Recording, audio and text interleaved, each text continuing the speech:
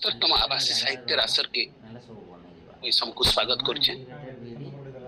सबु साहित्य रथी मान को मोर सारस्वत प्रणाम, सबु शब्दचारी मान को मोर मुड़िया, सबु स्रष्टा मान को मोर अभिनंदन और सबु श्रोता मान को मोर जुहार। आज बुद्ध पूर्णिमा, काल थिला मदर्स डे बा विश्व मातृ दिवस।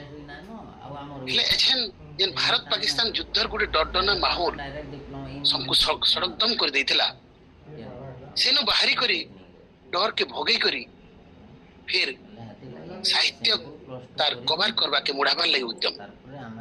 आज साहित्य असर रो ई मैट मार लगी है।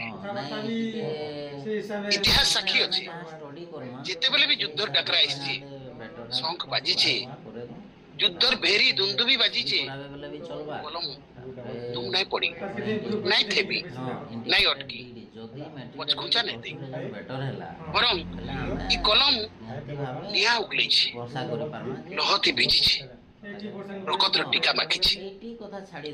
ई संसार रो सबुठानु उत्कृष्ट साहित्य संकीर्ण मूल्यवान ग्रंथ युद्ध क्षेत्र मझी सृष्टि हेछि। 700 श्लोक 45 मिनिट महाभारत युद्धर मैदान न कृष्ण अर्जुन के जन कहि श्रीमद् भागवत गीता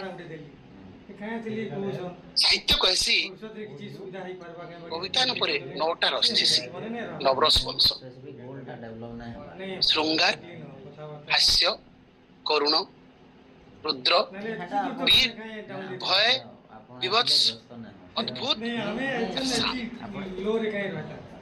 श्रृंगार रस प्रेम और सौंदर्य रस वर्णन, हास्य हसी व्यंग और विनोद, करुण सुख दुख धन्य पीड़ा विरह विलाप वर्णन, रुद्र क्रोध प्रतिशोध संघर्ष वर्णन, वीर रस जेंटा साहस उत्साह वीरता पराक्रम वर्णन, भयानक डर भय और आतंक वर्णन, विभत्स घृणा विरूपता पचासड़ा महिला जिनस वर्णन, अद्भुत आश्चर्य विस्मय रहस्य वर्णन और शांत शांति समर्पण मुख्य निर्वाण वर्णन।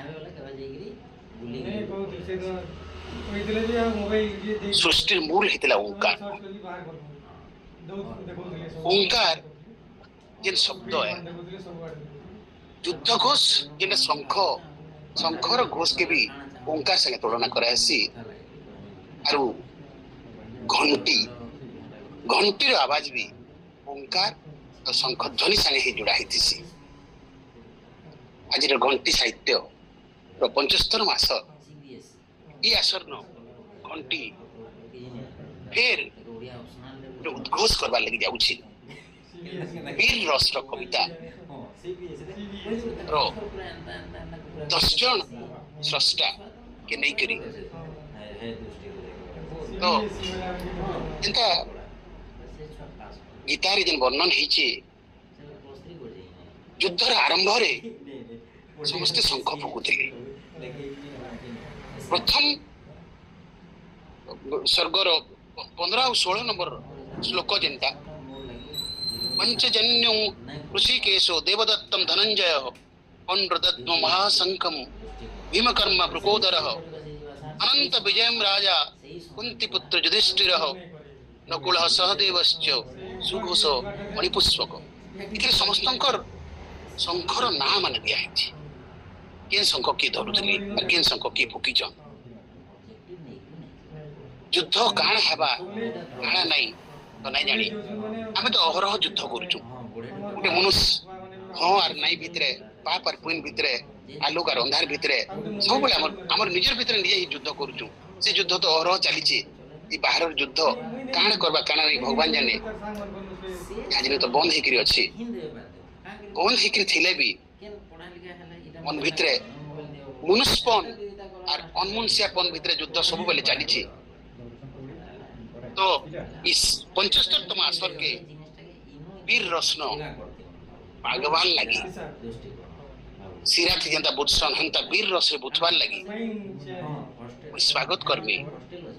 पहला 10 जन काव्य स्रष्टा को कवि मोहिनी होता, रमणीकांत साहू, कल्याणी साहू, अनन्या बेहरा, भारती पंडा, लिप्सा बारिक, फणींद्र ठेला, इतिश्री भुए, प्रदीप सुनानी, जगज्जीवन राम डॉनसना को मैं स्वागत करछे। अलिभा मेहर कंठशिल्पी को स्वागत संगीत परिवेशन करबे आउ एछेन स्वागत कर्मी घंटी साहित्य जहाँ जहाँ इन समस्ते अच्छू समस्त को आउ संयोजिका शिवानी पाढ़ी मुई कहमी से कार्यक्रम के आगे बढ़ाबी।